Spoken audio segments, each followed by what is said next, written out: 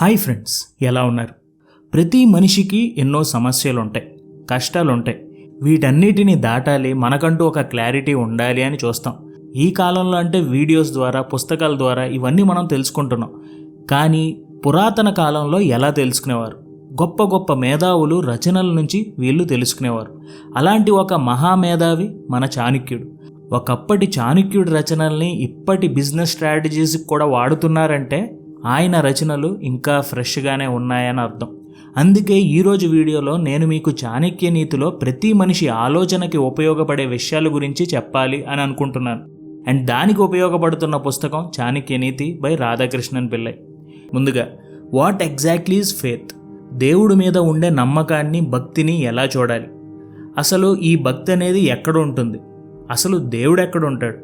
కొంతమంది దేవుడు గుడిలో ఉంటాడు అని అంటారు. కొంతమంది రాయి, మట్టి, చెక్కతో తయారు చేసిన బొమ్మల్లో దేవుడు ఉంటాడు అని అంటారు.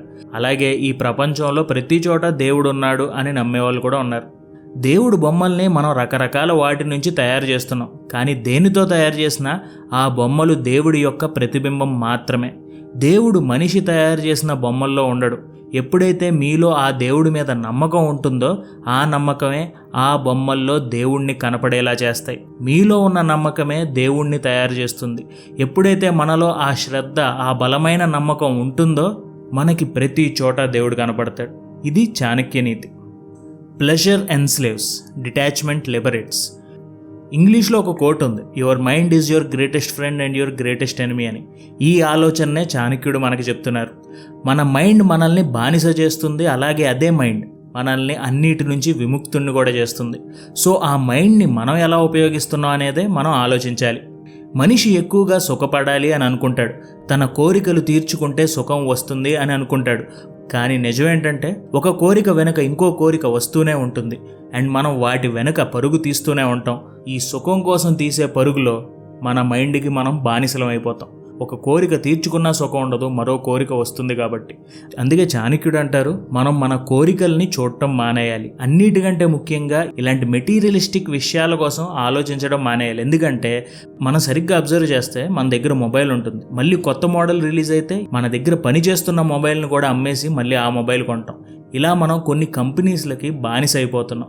అందుకే ఇలాంటి కోరికల నుంచి వైరాగ్యాన్ని మనం పొందాలి. దానికి మెడిటేషన్ ఉపయోగపడుతుంది. ఎప్పుడైతే ఇలాంటి అనవసరమైన కోరికలు మనకు వస్తాయో మెడిటేట్ చేసి క్లారిటీ తెచ్చుకోండి.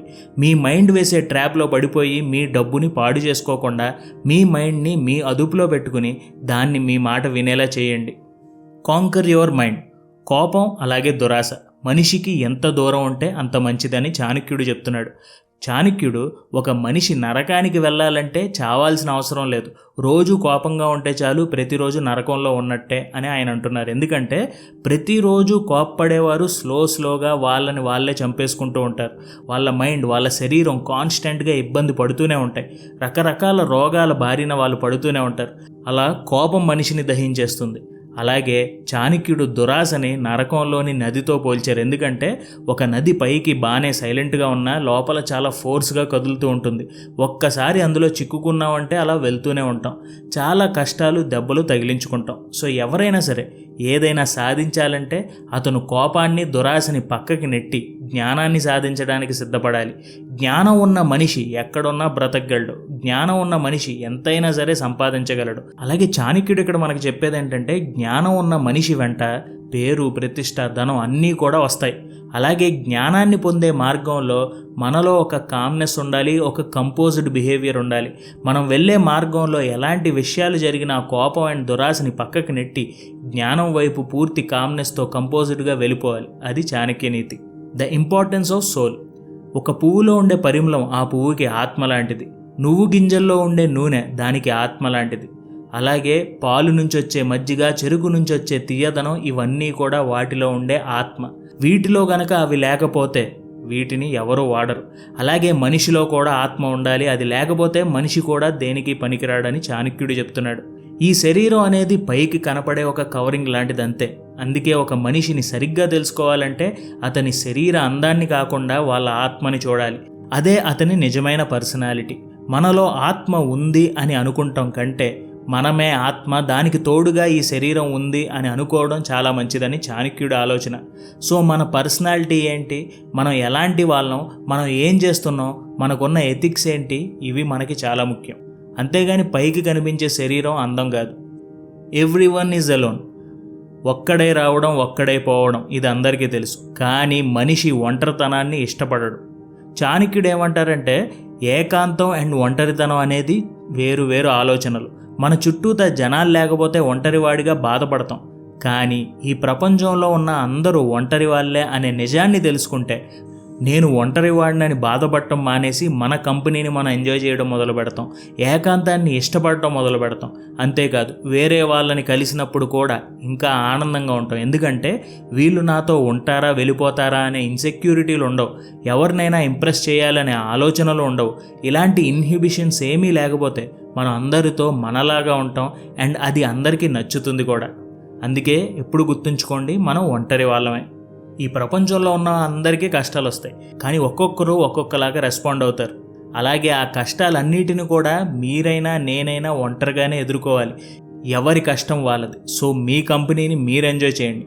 మీ వెనక ఎవరో ఉంటారు, ఎవరో వస్తారనే ఆలోచనలను పక్కన పెట్టి మీ ధైర్యం మీరే, మీకు మీరున్నారు, ఇది గుర్తుంచుకోండి. Valuable then wealth and friends. సాధారణంగా మన అందరం కూడా ఏదైనా కోల్పోతామేమో అనే భయంలో ఉంటాం.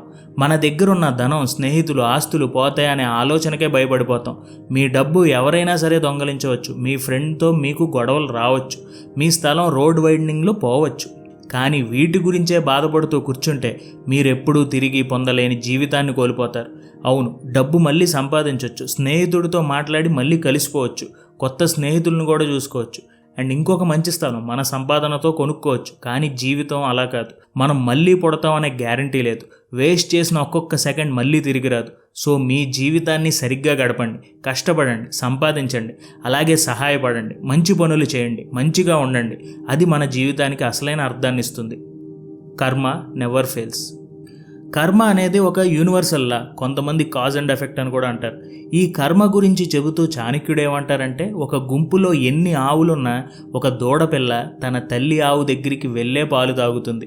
అన్ని ఆవులున్నా కూడా దూడపిల్ల తన తల్లిని గుర్తుపడుతుంది. కర్మ కూడా అంతే. మంచి కర్మైనా చెడు కర్మైనా ఏదైనా కూడా మనల్ని వెతుక్కుంటూ వెన్నంటే వచ్చేస్తుంది. కర్మ ఎవరిని వదలదు. మనం చేసే మంచి చెడు ఏ పనికైనా సరే రిజల్ట్ ఉంటుంది. మీరెంత దూరం పారిపోయినా అవి మీ వెనకాలే వస్తాయి. అందుకే మంచి కర్మలు ఎక్కువగా చేయండి, మంచే తిరిగి వస్తుంది. Time is unbeatable. చాణక్యుడు సమయం గురించి చెప్తూ దాన్ని ఒక మిస్టరీ అంటున్నారు. ఎందుకంటే ఒక రాజు ఒక సెకండ్లో పేదవాడు అవుతాడు, మళ్ళీ ఇంకొక క్షణంలో మహారాజు అవుతాడు. ఇది సమయం చేసే మాయ. అందుకే చాణక్యుడు ఏమంటారంటే, తెలివైన వాళ్ళు ఎవరు కూడా సమయంతో పెట్టుకోరు. ఎంత తెలివైన వాడైనా కూడా సమయానికి సరెండర్ అయిపోతాడు అంతే. మనందరం కూడా ఎలాంటి జ్ఞానం లేకుండా పుడతాం, లైఫ్ ఎక్స్పీరియన్సెస్తో నేర్చుకుంటాం. పెద్ద అయ్యాక కొంచెం ఇవాల్వ్ అవుతూ మెచ్యూరిటీ పెంచుకుంటాం. అలా సమయం మనుషుల్లో పరిపక్వత తెస్తుంది, మెచ్యూరిటీ తెస్తుంది. మనం నిద్రపోయినా సమయం నిద్రపోదు. మనిషి ఏదైనా సాధించగలడు కానీ సమయాన్ని మాత్రం ఆపలేడు, జయించలేడు. అందుకే సమయాన్ని సరిగ్గా వాడుకోండి, ఏదైనా జరుగుతుంది. సో సిద్ధంగా ఉండండి. సమయాన్ని తక్కువ అంచనా మాత్రం వేయకండి. Logic fails even gods. దురదృష్టం ఉంటే ఆ సమయంలో ఏం చేయలేం అని చాలామంది చెప్తారు. మనందరికీ రామాయణంలోని బంగారు జింక ఎపిసోడ్ తెలుసు. ఎవరు జీవితంలో బంగారు జింకల్ని చూడలేదో, అసలు అవి ఉండవు కూడా. అయినా కూడా రాముడు సీత కోసం లాజిక్ని పక్కన పెట్టి ముందుకు వెళ్ళాడు. రామాయణంలోనే అతిపెద్ద ట్విస్ట్ని మనం తర్వాత చూసాం.